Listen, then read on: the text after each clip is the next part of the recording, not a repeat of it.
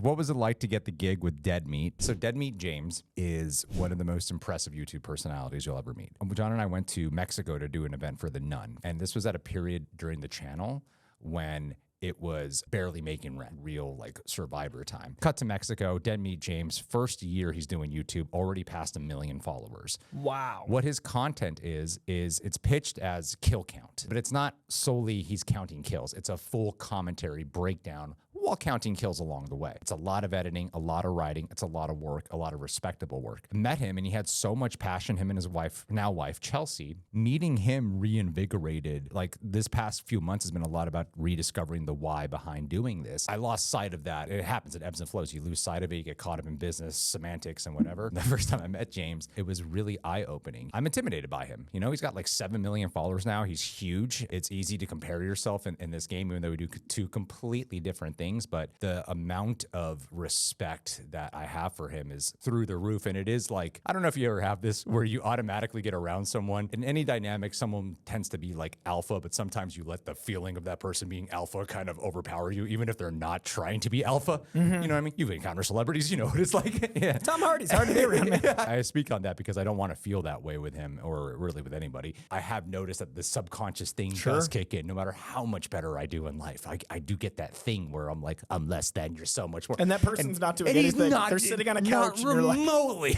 No, not at all. And also in this space where, you know, Olivia, she doesn't really bond with a lot of people here. Her and James got along so well. There was a wrestling event. James invited like 50 people over. I don't know jack about wrestling.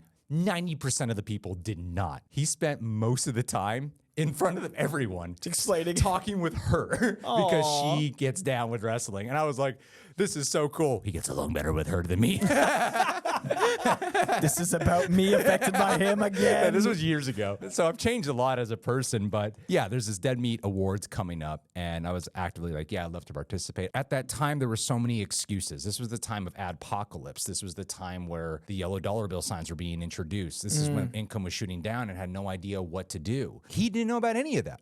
He just did his thing. He literally had no awareness, and it was a reminder to me, if you think less about money and you focus more on producing something really good, a true purpose, money will naturally come. That was one of the biggest lessons and reminders, and to see something so genuine and sincere. Anytime I bump into him, he still has that same level of humbleness to him, like it does in not an ounce of inflated ego. James and Chelsea too, like they're an inspiring couple and they're amazing people. Really happy to like know them. I'd like to be closer with them, but I need to be more successful first. Yeah, you have to get there. It seems to me you're about 6 million away from that, Greg.